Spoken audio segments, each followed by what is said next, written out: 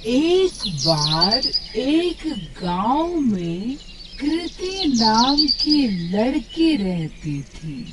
कृति गांव की ही एक कोठी में रहती थी, जहाँ कृति के बाबा गांव के सबसे बड़े जमींदार थे। लेकिन उसके पिता की जुआ खेलने की लत ने उसके पूरे परिवार और दौलत को बर्बाद कर दिया। कृति के परिवार में कोई नहीं था। असल में कृति के पापा ने एक बार जुआ खेलते समय अपना सब कुछ दांव पर लगा दिया और वो हार गए। जुए में हारने पर दौलत तो गई ही गई, साथ ही साथ कृति की माँ ने भी तंग आकर जहर खा लिया। कृति की माँ के बाद उसके पिता भी ज्यादा दिन नहीं जिए और ज्यादा शराब पीने से उनका लिवर फेल हो गया और उनकी मौत हो गई।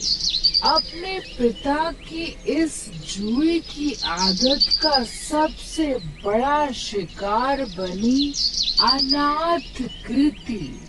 उस बेचारी का क्या दोष था? अब ना ही उसका कोई ख्याल रखने वाला था और ना कोई रोटी देने वाला। पेट पालने के लिए मजबूरन कृति गांव के घरों में झाड़ू पोछा करती। कृति का ये सब करने का बिल्कुल भी मन नहीं करता, क्योंकि जिस घर में वो काम करती थी उसका मालिक उसे बुरी नजरों से देखता था।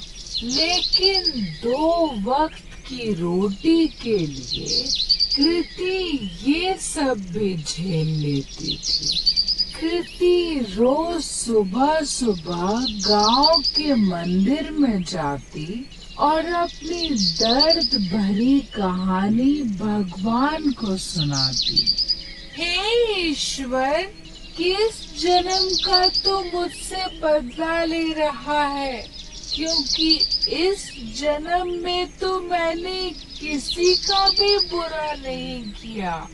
अब तू ही बता, अगर मेरा बाप जुआ खेलता था तो क्या इसमें मेरी गलती है? मैंने तो हर बार उन्हें जुआ खेलने से रोका, यहाँ तक कि रोकने के चक्कर में मार भी खाई।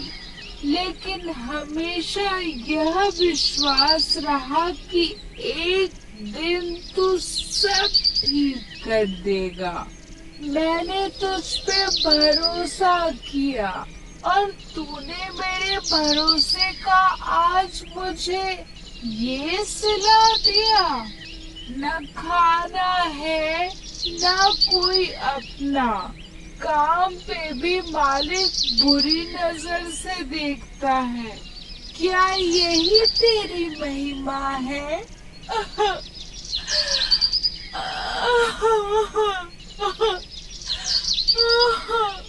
कृति की आंखों में आंसू भर आए और वो वहीं बैठकर फूट फूट कर रोने लगी।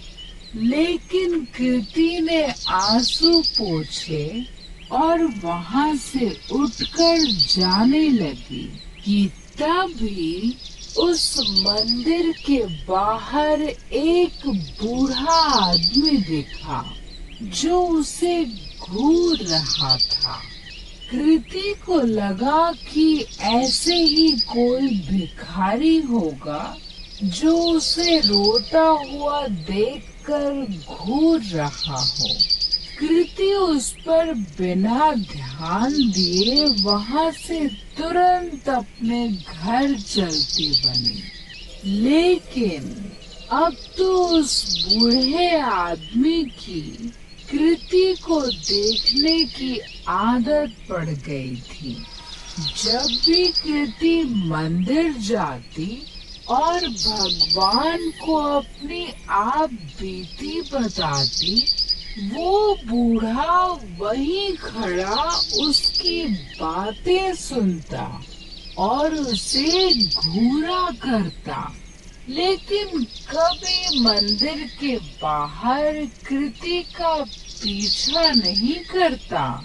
कृति को लगा कि वो बेचारा भीख की आस में उसे देखा करता है।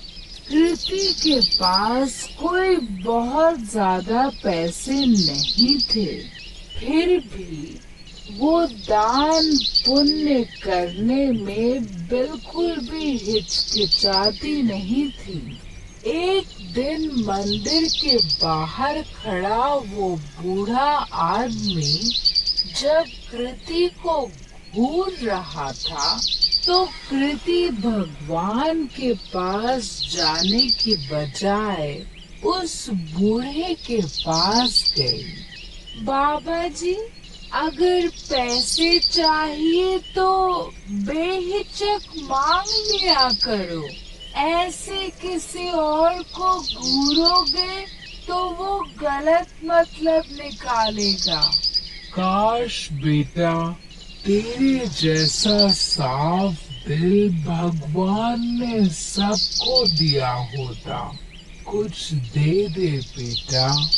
कृति ने अपनी जेब से एक 10 का सिक्का निकाला और उस भिखारी के जेब में डाल दिया। बाबा जी, अभी इतने ही हैं। आगे जब ज्यादा कमाने लगूंगी तब ज्यादा दूंगी। अरे बेटा, सच्चे दिल से दिए गए 1 रुपए भी मैं खुशी खुशी रख लूं, फिर तेरे 10 रुपए तो लाखों के बराबर हैं। भगवान तेरा भला करे। ये कहकर वो भिखारी चला गया। किसी गरीब की मदद करके कृति को बहुत खुशी हो रही थी। कृति मंदिर में दर्शन करके फिर से अपने घर चली गई। उस दिन जब कृति अपने मालिक के घर काम करने गई, तो वहां पर उस दिन उसके मालिक के अलावा कोई नहीं था। क्या हुआ मालिक? आज घर पर मेम साहब नहीं है क्या? मेम साहब, वो तो आज अपने मायके गई हुई हैं। वैसे उनके बारे में क्या पूछ रही हो? भला तुम्हारे और मेरे बीच में उनकी क्या जरूरत? अपने मालिक से ये सुनकर कृति कुछ सहम सी गई। मालिक, मैं जरा घर की साफ सफाई कर देती हूँ। ये कहकर कृति घर की साफ सफाई करने लगी। अपने मालिक के डर के मारे आज कृति ने जल्दी जल्दी सारा काम खत्म कर दिया। लेकिन काम करके जैसे ही कृति घर जाने के लिए